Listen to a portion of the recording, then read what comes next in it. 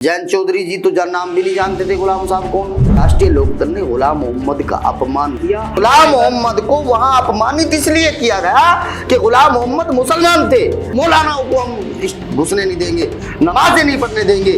उनके दिल के अंदर चोरी है गुलाम साहब की। ये दोनों लोग राष्ट्रीय लोकदल के नेता जैन चौधरी जी भी और गुलाम मोहम्मद भी, ये दोनों लोग ऐसे हो जाएंगे ना घर के रह में ना घाट के रह में। गुलाम साहब को राजनीति छोड़ देनी चाहिए। आज तक रंगाई पुताई फर्ज तक नहीं हुआ 8-10 साल में। गुलाम मोहम्मद साहब को अब संन्यास ले देना चाहिए। कभी वो सर झुका रहे हैं, कभी कुछ और तरह की घटना कर रहे हैं, कभी योगी जी के सामने ये कर रहे हैं। कब्रिस्तान का नहीं पता क्या होगा। हम हैं अखिलेशवादी, हम हैं समाजवादी, हम हैं मुसलमानवादी। कुछ कार्यकर्ता ऐसे हैं, लोकदल वाला टिकट भी पड़ा, बसपा वाला भी मेरी जेब में टिकट पड़ा, और भैया ओवैसी साहब वाला भी मेरे जेब में टिकट फेंका। देखिए कुछ भी हो जाइए, टिकट होना तो हो गया ना।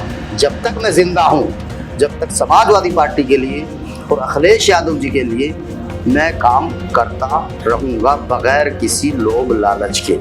आज हमारे साथ फारूक हसन,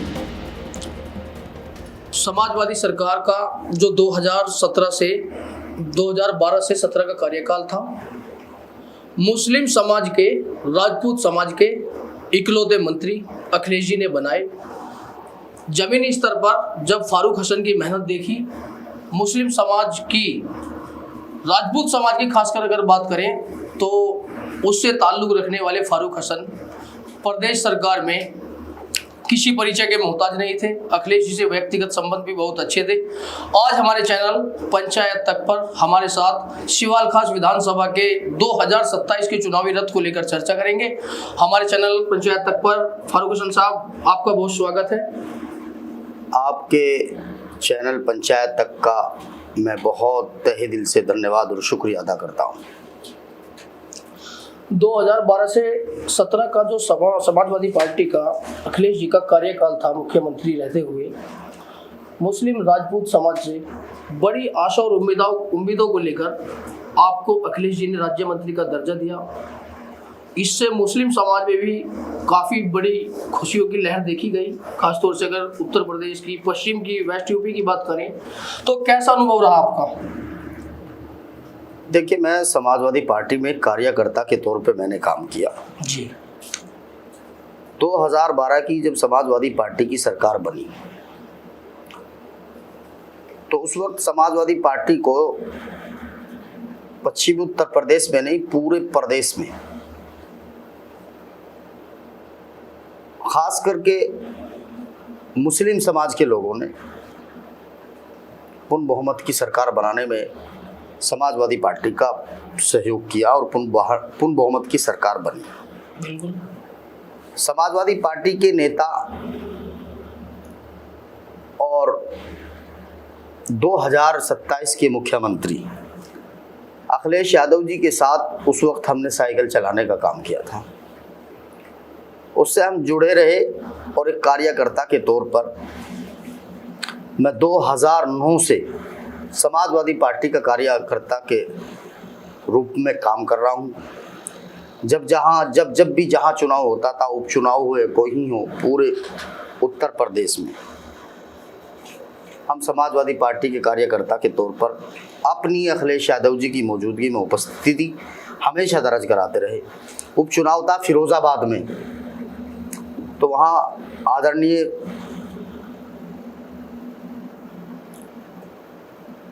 डिम्पल यादव जी फिरोज़ाबाद के उपचुनाव में चुनाव लड़ी थी। उस वक्त हम कम उम्र थी, उस वक्त से हमें अखिलेश यादव जी से हमारी इत्तेफाक से वहाँ मुलाकात हुई। हम वहाँ पर 4-5 लोगों के साथ, अपने ग्रुप के साथ, हम यहाँ मेरठ से सिवाल खास विधानसभा के ही हम लोग यहाँ से गए और हम कई दिन तक हमने डेरा डालकर वहाँ पर हमने काम किया और हमारी बाकायदा वहाँ ड्यूटी लगा गई। राजा अरी दमन समाजवादी पार्टी के बड़े नेता थे, पूर्व सरकार में वो मिनिस्टर भी रहे हैं, उनके साथ हमारी ड्यूटी लगा गई थी। तो हम तो 9 से अब तक काम कर रहे हैं और समाजवादी पार्टी के कार्यकर्ता के तौर पर।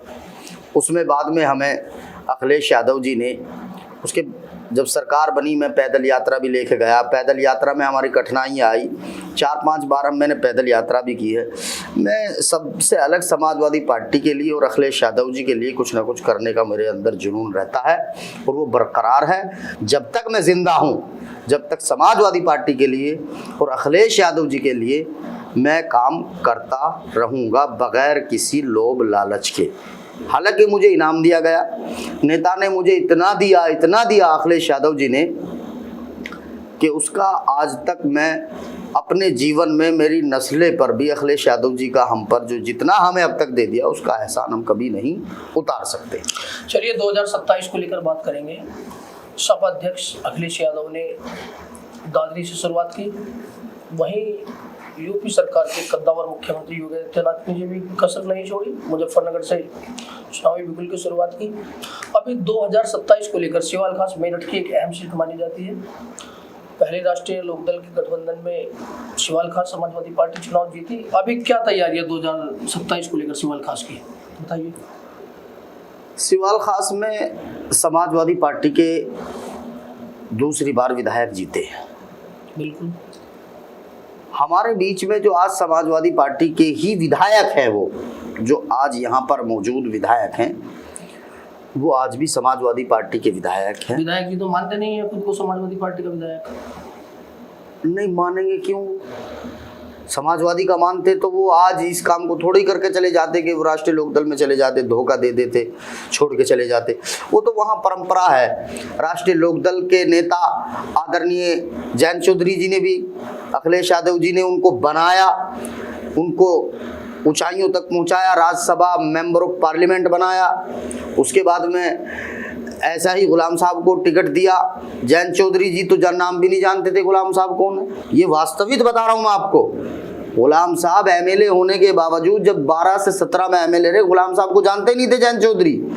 वो तो जब आगरा गिरोज कर गए तो जयंत चौधरी जी के यहाँ से जो है सिंबल भी समाजवादी पार्टी का मिला था, लेकिन उनको सिंबल दे दिया गया था।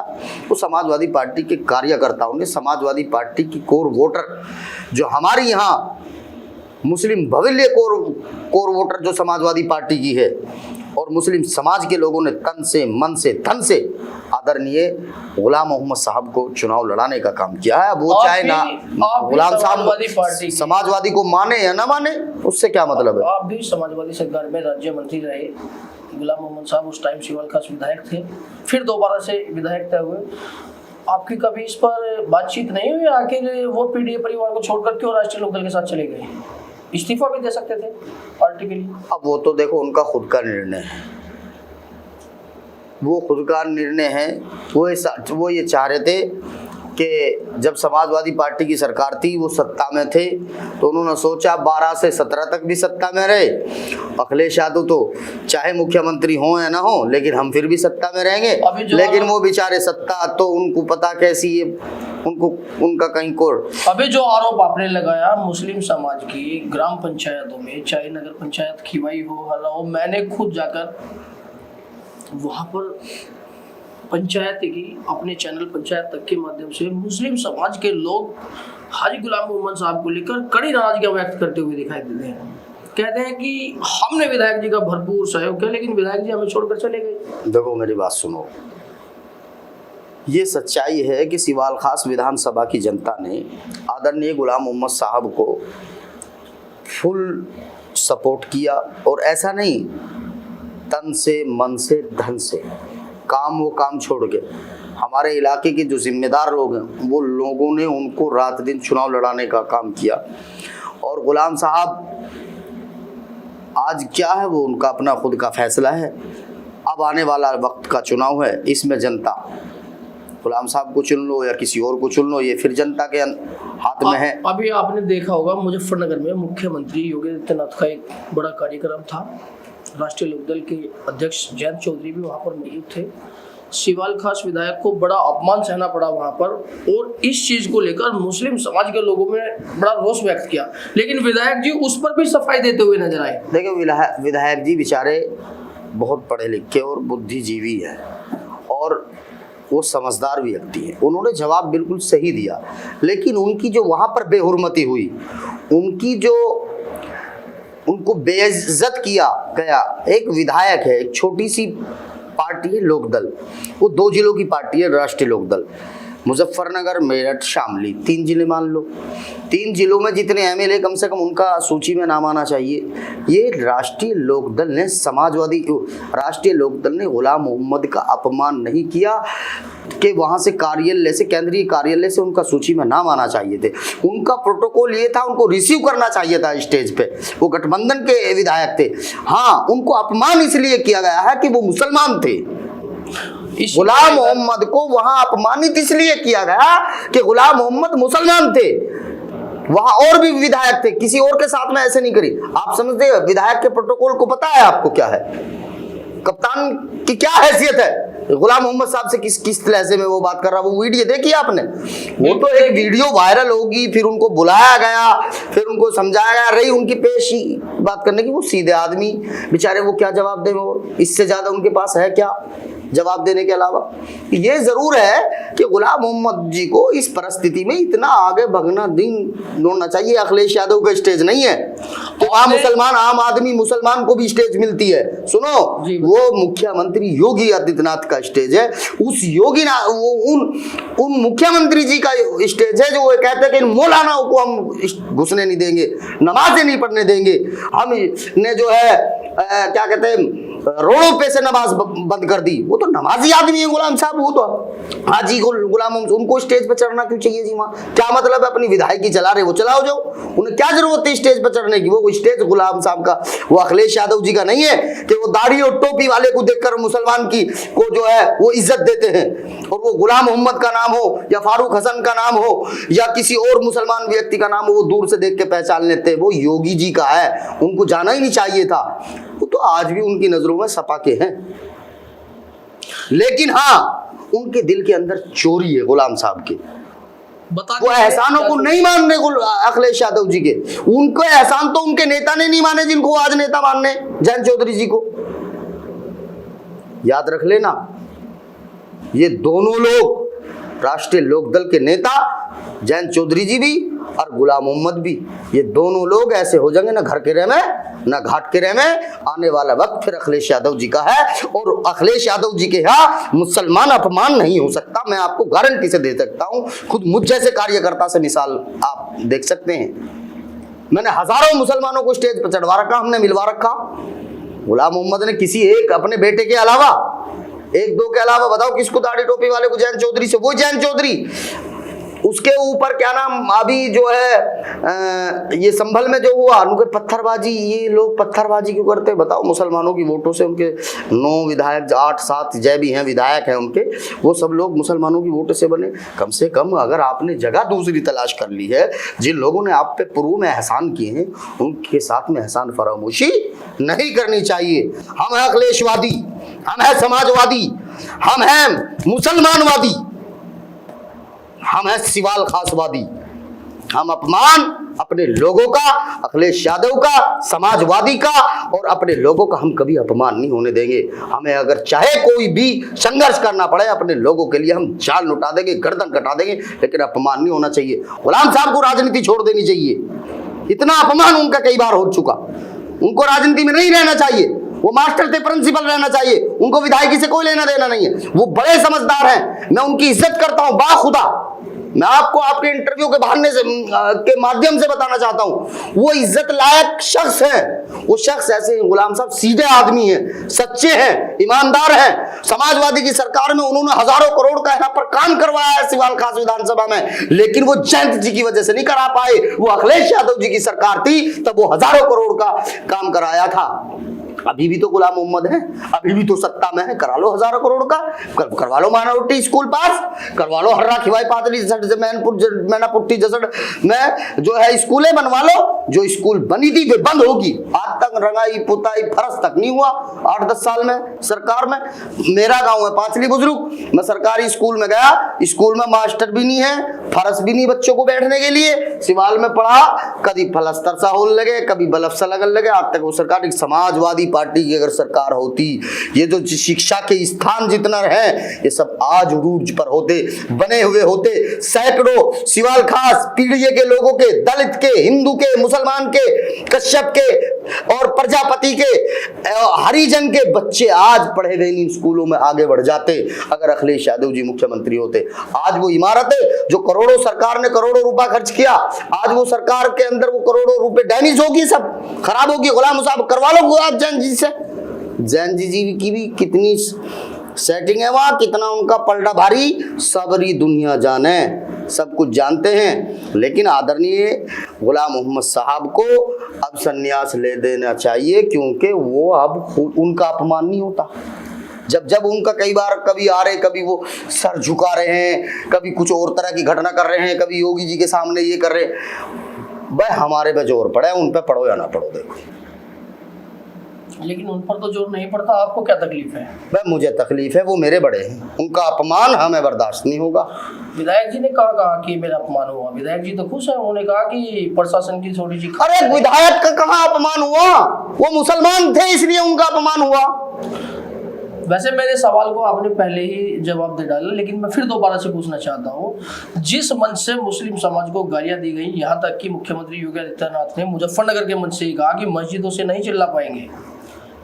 जितने भी मुख्यमंत्री की कटाक्ष देखे गए वो खासतौर से मुस्लिम समाज को लेकर देखे गए। ऐसी अगर भारतीय जनता पार्टी या एनडीए का उनकी विचारधारा है तो उस विचारधारा का एक बात गुलाम मोहम्मद क्यों बनना चाहते हैं? एक बात बताओ, आपके मुसलमानों में नमाज पढ़ने वालों को वो मस्जिदों में नहीं घुसने दे रहे, मस्जिदों में जाने के वो ऐलान कर रहे उसी मंच पे, नमाज पढ़ने वाला उसी मंच पे बैठा है।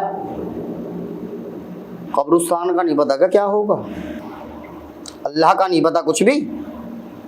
कम से कम तुम विधायकी जीतने के लिए या तुम जो है अपनी शोहरत को हासिल करने के लिए अपने दीन, अपने ईमान, अपनी इंसानियत, अपनी ईमानियत, अपनी रसूलियत पर को हमें बरकरार रहना चाहिए। मुस्लिम समाज के लोगों की बड़ी नाराजगी है विधायक जी को लेकर।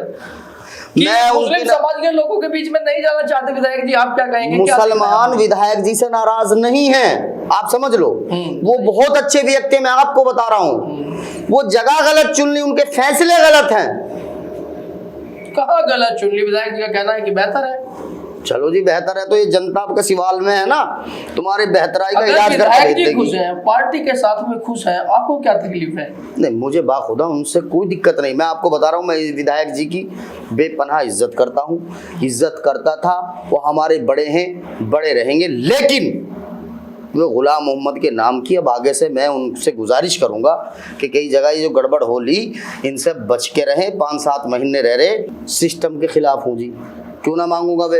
एक गुलाम मोहम्मद की थोड़ी बेइज्जती होगा, जने 1000 गुलाम मोहम्मद है सिवाल खास में और तमाम पश्चिम में। बताओ गुलाम साहब की क्या आप कितनी सफाई देते रहो, आप उनके सपोर्टर कितने फेसबुक पे जो है हासिल करते रहो, स्टेज पे चढ़ गए फोटो डाल रहा, कोई हटा रहा, कोई ये हुआ रहा। ये वास्तविक ये कबूलियत करनी पड़ेगी कि अपमान हुआ, और वो मुस्लिम विधायक का हुआ, वो राष्ट्रीय लोकदल के विधायक का नहीं हुआ, वो मुस्लिम विधायकों का हुआ। और राष्ट्रीय लोकदल की पार्टी ने किया, राष्ट्रीय लोकदल पार्टी ने उनका अपमान किया। क्योंकि अगर वो चाहते तो उनका सूची में पार्टी कार्यालय से, केंद्रीय कार्यालय से राष्ट्रीय लोकदल की सूची में उनका नाम आता और उनको इज्जत से रिसीव करके उनको इज्जत से बिठाया जाता।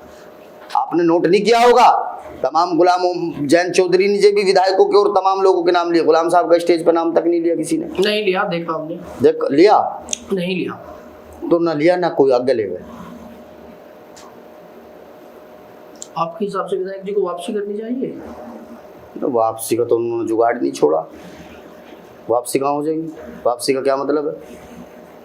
हमने तो आपको शुरू में कह दिया था, इनका दोनों का हाल ऐसा हो गया, ना घर के रहे ना घाट के रहे। सभाध्यक्ष से अच्छे संबंध है हाजी गुलाम मोहम्मद। देखो गुलाम मोहम्मद साहब सबकी, अखिलेश यादव जी सबकी इज्जत करते हैं, वो संबंध को बरकरार रखते हैं।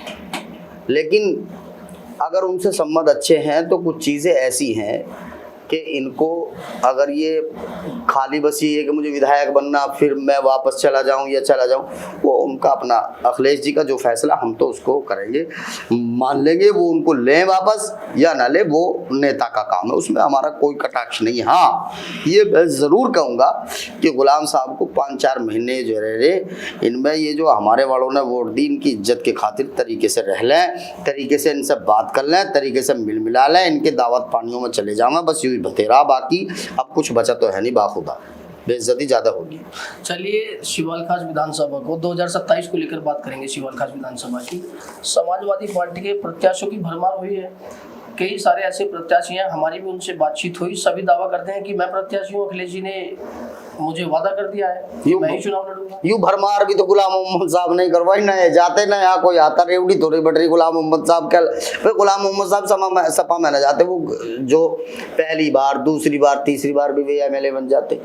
अरे समाजवादी पार्टी कार्यकर्ता हैं, सब मेहनत कर रहे हैं, सबको करनी चाहिए। 2027 में किसी भी कार्यकर्ता को, कुछ कार्यकर्ता ऐसे हैं, लोकदल वाला टिकट भी पड़ा, बसपा वाला भी मेरी जेब में टिकट पड़ा, और भैया ओवैसी साहब वाला भी मेरे जेब में टिकट फेंका। देखिए, कुछ भी हो जाइए, टिकट उन्हें तो होगा ना है। आपके चैनल के माध्यम से मैं चेतावनी दे के कह रहा हूँ, इस समाजवादी पार्टी या कार्यकर्ता की हैसियत है, दल बदलू का नहीं होगा, वो जमाने चले गए। हाँ, ये जरूर है, वक्त लगाओ समाजवादी पार्टी में, सम्मान देती है समाजवादी पार्टी। ये नहीं होगा कि तुम चाहोगे जब हर पार्टी का टिकट तुम्हारी जेब में और मुझे नहीं मिलेगा तो मैं तुझे दिलवा दूंगा तनवीर, 24 घंटे में टिकट ला कर दे दूंगा तुझे। ये दावे इस तरह के पार्टी के कार्यकर्ता जो समाजवादी पार्टी में रह के कर रहे हैं, ये खराब बात है। हम तो समाजवादी पार्टी के, मैं अपनी बात कह रहा हूं, मैं समाजवादी पार्टी का कार्यकर्ता हूं, और जो अखिलेश यादव जी मुझे निर्णय देंगे मैं उसको कबूल करूंगा और उनके लिए लड़ाई लड़ता रहूंगा। मेरा सपना तो सिर्फ एक है, आपके चैनल के माध्यम से मैं कहना चाहता हूं, अखिलेश यादव जी मुख्यमंत्री 2027 में, मैं तो मुख्यमंत्री देखना चाहूं, विधायक बनूं या ना बनूं। लेकिन मैं समाजवादी पार्टी का पुराना कार्यकर्ता हूं, समाजवादी पार्टी में मैं काम कर रहा हूं, मैं टिकट के लिए समाजवादी पार्टी में नहीं आया। जितने प्रत्याशी, कुछ लोग ऐसे भी हैं जो प्रत्याशी सिर्फ टिकट मांगने के लिए समाजवादी पार्टी में काम कर रहे हैं। टिकट के लिए मैं टिकट के लिए काम नहीं कर रहा, टिकट तो ऑटोमेटिक मिलेगा मुझे, मेरा तो हक है, मैं कार्यकर्ता हूँ, वो कार्यकर्ता थोड़े ही हैं। वे तो उन्हें तो बसपा से, उन्हें तो चुनाव लड़ना, बसपा से मिलो, सपा से मिलो, लोकदल से मिलो, उन्हें तो चुनाव लड़ना। लेकिन ये जनता अब बेवकूफ़ नहीं बनेगी सिवाल खास की। अब यहाँ और समाजवादी पार्टी भी, समाजवादी पार्टी में कार्यकर्ता की अहमियत है, कार्यकर्ता को हमेशा से अहमियत मिलती है। हमें तो बहुत छोटे से कार्यकर्ता को सरकार में बहुत बड़ा सम्मान दिया, तो टिकट क्यों नहीं मिलेगा जी हमें? हम कार्यकर्ता हैं, हम इसलिए ठोक के कहते हैं कि टिकट हमारा होगा। हम समाजवादी पार्टी के वर्कर हैं, हम समाजवादी पार्टी के कार्यकर्ता हैं, और जिंदगी भर जब तक हमारा सांस है हम समाजवादी पार्टी के कार्यकर्ता रहेंगे, अखिलेश यादव जी के कार्यकर्ता रहेंगे, और टिकट हमें मिलकर रहेगा, ये भी हमारा दावा है। लेकिन मेरा नेता जो मुझे हुक्म देगा, मेरा सर आंखों पर, मैं उसको कबूल जरूर करूंगा। ये जो कुछ लोग आए हुए ना टिकट की वजह से, ये लाल वाले पट्टे टांग रखे, ये देखियो टिकट फारूक हसन को जिस दिन टिकट हो जाएगा, एक नहीं मिले, सब भग जाएंगे, और मेरे अलावा भी किसी को टिकट रहेगा, ये लाल पट्टा जब तक मेरे में दम है, ये मेरा नहीं उतरने का, इनके तो उतरने देखियो तू। चलिए, उन लोगों के लिए क्या कहेंगे जिन्होंने समाजवादी पार्टी में रहते हुए भी भारतीय जनता पार्टी का समर्थन किया? जिला पंचायत अध्यक्ष का चुनाव आपने देखा होगा मेरठ में ही, ऐसे भी लोग हैं जो समाजवादी पार्टी के नाम पर चुनाव जीते और उसके बाद भारतीय जनता पार्टी के जिला अध्यक्ष का, जो जिला पंचायत अध्यक्ष होता है, उसका समर्थन किया, और आज वो समाजवादी पार्टी से शिवालखास विधायक प्रत्याशी बनने की दावे करते हैं। देखो, कुछ समय होता है चुनाव में, कुछ चीजों की परिस्थिति होती है जी, ठीक है। मैं नाम किसी का नहीं लूंगा, लेकिन आप जान, मेरी बात सुन ना, मैं जान रहा ना, मैं तो एक जवाब दे रहा हूँ। जिले में नहीं, यहाँ पूरे पश्चिम में इस तरह का चुनाव हुआ। जिला पंचायत की परिस्थिति ये थी, जीत के सत्ता का चुनाव था। कुछ लोगों ने पैसे के लालच में, कुछ लोगों ने भाजपा में जाने की वजह से और पैसे लेने की वजह से, कुछ लोगों ने उस वक्त जो है समाजवादी पार्टी को धोखा दिया है, और समाजवादी पार्टी की वोटों से, और समाजवादी पार्टी की जो कोर वोट है मुसलमान, उनकी वोटों से वो जिला पंचायत भी बने, प्रधान भी बने, जिला पंचायत अध्यक्ष भी बने, विधायक भी बने। देखिए भैया, उनसे सबसे ज़्यादा उन लोगों से हमारी जनता को समाधान रहना चाहिए।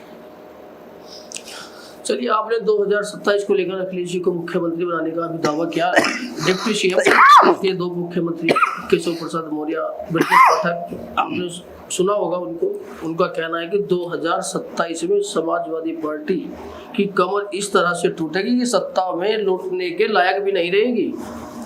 बताइए। मैं बता रहा हूँ, मेरे महबूब नेता आदरणीय अखिलेश यादव जी, तुम देख लेना, उनके चेहरे को नजर मार लेना, वो बगैर सत्ता के उनके चेहरे पे आपको नूर सा टपकता मिलेगा।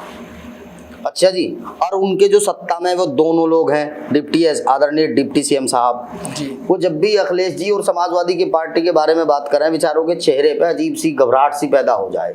और मैं तो आपसे बता रहा हूँ, ये मैं आपको बता रहा हूँ, ये क्लिप चलवा देना बड़े चैनल पर अगर चल सके। मैं आपको दावे के साथ कह रहा हूँ, मैं उत्तर प्रदेश का एक नागरिक होने के कारण और भारत का नागरिक होने के कारण मैं आपको बता रहा हूँ, माननीय मुख्यमंत्री जी केशव प्रसाद मौर्य जी और दूसरों को क्या है, वे ब्रजेश पाठक जी, वो तीनों मिलाकर भारतीय जनता पार्टी से अलग हटकर अपनी पार्टी बना लो और अखिलेश यादव जी के सामने चुनाव लड़के दिखा दो। अगर वे एक सीट अपनी भी जीत जाए तो मुझे बता देना। पार्टी बनाने का दावा कब किया? भारतीय जनता पार्टी के सिपाही हैं। अरे भारतीय जनता पार्टी के कैसे सिपाही हैं? उनका नंबर कहाँ आ रहा अभी भैया, कोई भी ना, बस ठीक है, जैसा काम चल रहा है। मुख्यमंत्री बनाया और कैसा सम्मान चाहिए भैया? मुख्यमंत्री तो भी और सर्वो मुख्यमंत्री भी हमारे आदरणीय योगी जी हैं। उन्हें तो बेचारे खामुखा को योगी जी को और मोदी जी को खुश होने के लिए अखिलेश यादव जी को करो जा। केशव प्रसाद मौर्य जी वही समाजवादी पार्टी, वही अखिलेश यादव जी ने उनको हराया था और फिर हारेंगे और फिर हारेंगे, याद कर लेना आप। चलिए, इससे आगे बढ़कर फिर से सवाल खास का रुख करेंगे। अगर फारूक हसन, पूर्व मंत्री फारूक हसन सवाल खास से 2027 में सपा अध्यक्ष अखिलेश यादव जी की तरफ से प्रत्याशी बनाए गए और चुनाव जीतते हैं, क्या करेंगे सवाल खास के लिए? ऐसी अहम योजनाएं आपकी जो आपने सोच रखी हो? देखो, मेरी सरकार बनेगी समाजवादी पार्टी की, काम तो हमारी सरकार ही करा देगी। इतने काम सरकार ने कराए, विधायकी की जरूरत नहीं, वो तो अखिलेश यादव जी करते। ठीक है, विधायक तो प्रस्ताव भेजते हैं, अच्छी जो पढ़ा लिखा और जिसको पब्लिक की सेवा करने का जुनून है तो वो ऑटोमेटिक अपने काम करा लेता है। मैं तो इतनी जरूर बात कह रहा, ये जो भोले भाले मेरे लोग हैं, पीडीए समाज के लोग, मुसलमान, दलित, अति पिछड़ा, इनका अपमान मैं नहीं होने देने का। बस मैं तो इनका मान और इनके सम्मान और इनके स्वाभिमान की लड़ाई लड़ूंगा। मैं अगर ये मौका मुझे खुदा ने दे दिया और ये हुआ तो ना अपना ना इस कौम का मैं किसी कीमत भी सर झुकने नहीं दूंगा। हमारे लोग के यहाँ सबसे ज्यादा पुलिस प्रशासन और ये फलाने ठिकाने ये लोग परेशान करते हैं। आपको पता है इस सरकार के अंदर सैकड़ों मुसलमान बेकसूरों के, सैकड़ों बेकसूर मुसलमानों के किसी के हाथ में गोली मार दी, किसी के हाफ इनकाउंटर कर दिए। भैया अगर फारूक हसन को मौका दिया तो मैं सिवाल खास की जनता से वादा करता हूँ, भैया मैं तो दिखे ताले मार दूंगा इन्हें पकड़ने वालों के घरों में, जो ये पकड़े इनके घरों में ताले मार दूंगा, पर किसी को बेकसूर को जेल जाने देने का मैं ये नहीं कि देख लेना ये कर देना वो कर देना। यहाँ तो जो भी कुछ है भैया पब्लिक के लिए हुई है। हमें माल नहीं कमाना, हमारा कोई बेटा प्रिंसिपल नहीं बनेगा, हमारा कोई बेटा जो है कॉलेज नहीं बनाने का। भैया पढ़ रहे हम तो गरीब परिवार से, मजदूर परिवार का, मेरा बाप बहुत गरीब आदमी, मजदूर आदमी। हम तो जनता के लिए बने और जनता के लिए बने रहेंगे। ना हमें माल की जरूरत, ना हमें दौलत की जरूरत, हमें तो जो भी कुछ है इस पब्लिक के लिए हमें काम करना। हम तो पब्लिक के हैं और अपने लोगों के हैं, अपने लोगों के हैं, अपने लोगों के हैं। हम अपने लोगों का अपमान नहीं होने देने के। और टिकट भी ना मिले, विधायक भी ना बने, फारूक हसन सिवाल खास की जनता के लिए हमेशा जब जहां इसके खून की जरूरत भी पड़ेगी तो ये देगा। और किसी भी परिस्थिति में अपने लोगों से हम पीछे नहीं हटेंगे। हम यहाँ रात दिन सिवाल खास विधानसभा में काम कर रहे हैं और मेहनत कर रहे हैं अपने लोगों के बीच में। जैसे आज है 10 साल बाद भी, 1 साल बाद भी, और जब तक हम जिंदे हैं ऐसे ही काम करते रहेंगे। हमें तो लड़ाई लड़नी, लड़ रहे हैं, लड़ते रहेंगे। बस एक बार उत्तर प्रदेश की जनता की भलाई के लिए मैं उत्तर प्रदेश की जनता से हाथ जोड़कर मैं अपील करना चाहता हूं कि पीडीए समाज की सरकार आप बना दे, अखिलेश यादव जी को आप मुख्यमंत्री बना दे, सबका भला हो जाएगा। गरीब का, मजदूर का 300 यूनिट बिजली फ्री मिलेगी, किसानों का जो है कर्ज माफ होगा, सिंचाई खत्म, सिंचाई का जो है बिल बिजली का वो खत्म हो जाएगा, सिंचाई फ्री हो जाएगी, नहरों का बिल, बम्बों का बिल ये सब माफ हो जाएगा। बच्चों के भविष्य के लिए लैपटॉप मिलेंगे, बच्चों के भविष्य के लिए जो है महिलाओं को कन्या धन जो मिलता था वो सब मिलता रहेगा, पेंशन मिलती रहेगी।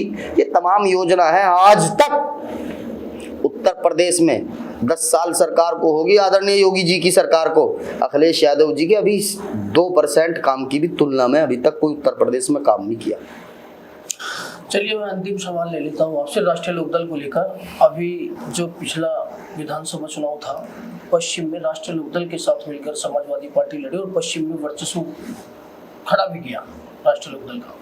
अभी राष्ट्रीय लोकदल ने गठबंधन तोड़ दिया है। क्या लगता है 2027 में राष्ट्रीय लोकदल से गठबंधन टूटने का प्रभाव समाजवादी पार्टी कहाँ तक दिखती है? देखो भैया, हमें तो पता नहीं, जिनको माल की और जिनको किसी और चीज़ की ज़रूरत थी वही लोकदल में गए, नई पब्लिक लोकदल में गई, नए जो है समाजवादी का कोई कार्यकर्ता लोकदल में गए, जिनको गए, जिनको सत्ता में समाजवादी के तो विधायक चले गए। अब आप हर बार गुलाम साहब के लिए बात क्यों करते हैं जी? हैं वो विधायक है, वो चले गए, उन्हें तो सत्ता कोई मलाई चाटनी थी, वो चले गए, लेकिन ताल बैठा नहीं। वो तो विधायक थे, उनकी परिस्थिति भी थी, विधायक की चली जाएगी, वो चली जाएगी, बहुत सारी चीजें होती है आदमी की। वो उनके दिमाग ने जो काम किया, अब आगे भी उनका दिमाग काम कर रहा है। सारी बिरादरी, मुस्लिम बिरादरी भी, तमाम लोग और जितने चाहने वाले गुलाम साहब के, सब कह रहे गलत हुआ, गलत, जब भी मानने को तैयार नहीं। अब बता क्या करें हम, बताओ अब क्या करें? उस पर भी सफाई है। एक वो अल्फाज कह रहे थे, वो क्या है, मिसस्टैंडिंग, वो मिसस्टैंडिंग कम से कम 200-250 बार वो इंग्लिश का, भला ज्यादा इंग्लिश बोलने से बेइज्जती वापस थोड़ी आती है। मिसस्टैंडिंग मार बताओ, पता नहीं क्या है वो जुगाड़ था, उसको ही बोल लोगे, उसको ही बोल लोगे। भैया पढ़े लिख के आदमी, तुम स्कूल ही चलाओ। अब ये हम जैसे फारूक हसन जैसे कार्यकर्ताओं को यहाँ मैदान में आने दो और ये काम करेंगे, हम जनता की सेवा करेंगे, हमें तार के दिखाइयो कोई स्टेज पे से। मंत्री जी ये कैसी मोहब्बत है, कटाक्ष भी करते हैं, हमदर्दी भी करते हैं। वो हमारे बड़े, हम उनकी इज्जत करेंगे। उनका अपमान की वजह से तन बदन में आग लग रही है, बस बात वो है। वो हकीकत में गुलाम मोहम्मद साहब व्यक्तिगत तौर पे बहुत अच्छे और बहुत भले हैं। काम भी किया है उन्होंने, ऐसा नहीं है काम नहीं किया, काम भी करते हैं बीच में, लेकिन अब परिस्थिति ऐसी होगी कि पता नहीं, बस बुद्धि वाला मामला गड़बड़ हो जाए। आप मेरे सवाल को मत छोड़िए। 2027 में राष्ट्रीय लोकदल का मैंने गठबंधन को लेकर सवाल पूछा था, उसका कोई प्रभाव आप किस तरह से देखते हैं? राष्ट्रीय लोकदल अभी साथ नहीं है आपके, एनडीए में शामिल है। हमारे पे कोई प्रभाव नहीं, समाजवादी पार्टी के कोई प्रभाव नहीं। मुजफ्फरनगर में अभी 2024 में जब चुनाव हुआ, अकेले चुनाव लड़ी राष्ट्रीय लोकदल के 2 MP, जहां वो होने का दावा करते हैं, पश्चिमी उत्तर प्रदेश में वो होने का, राष्ट्रीय लोकदल होने का दावा करते हैं, उससे ज्यादा हमारे MP यहाँ भी। मुजफ्फरनगर राष्ट्रीय लोकदल ये कहती है मेरी जागीर है, वहाँ समाजवादी पार्टी का मिल। शामली उनकी है, शामली कहते हैं समाजवादी पार्टी की नहीं है, लोकदल का गढ़ है, वहाँ समाजवादी पार्टी के MP हैं।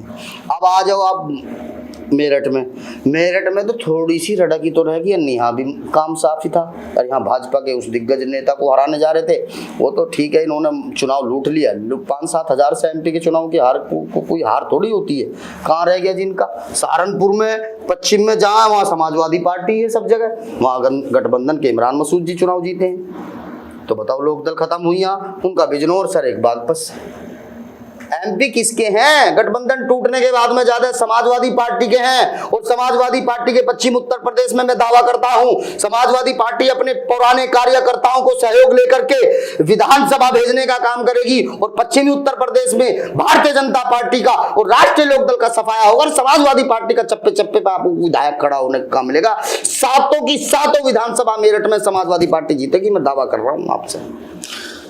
चलिए अंतिम समय में आपकी तरफ से सिवाल खास वासियों के लिए, प्रदेश वासियों के लिए, हमारे चैनल पंचायत तक की तरफ से आप प्रदेश के तमाम लोगों के लिए अपनी पार्टी की तरफ से, अपनी तरफ से क्या संदेश देना चाहेंगे? मैं तमाम उत्तर प्रदेश की भोली भाली जनता को सिर्फ यही एक गुजारिश और अपील करूंगा कि 2027 में समाजवादी पार्टी जो पीडीए के लोगों को लेकर के चल रही है, पीडीए के लोग अति पिछड़े, दुखी, हिंदू, मुसलमान, और हमारे पीडीए का मतलब ये नहीं कि कोई जो सर्व समाज के लोग भी, जो दुखी लोग हैं वो भी पीडीए में आते हैं, जिनके लोग अत्याचार हो रहा है, बहनों की, बेटियों की इज्जत लूटी जा रही है, सरेआम कत्ल हो रहे हैं, सरेआम दिन दहाड़े कोई किसी को मार रहा है। आज इतनी बुरी हालत प्रदेश की हो चुकी है कि अब मैं कहना चाहता हूं उत्तर प्रदेश की जनता से कि आप, उत्तर प्रदेश के लोगों से मेरी अपील करना चाहता हूं कि अखिलेश यादव जी, पीडीए के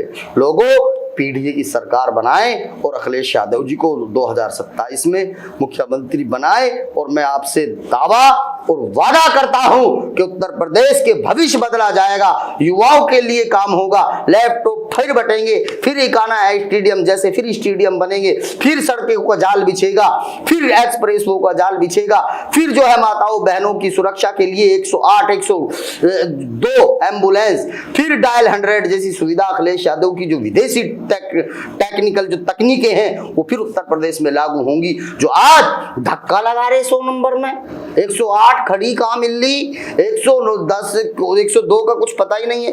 हजारों, करोड़ों, अरबों, खरबों रुपया इन्होंने खराब कर दिया जनता का।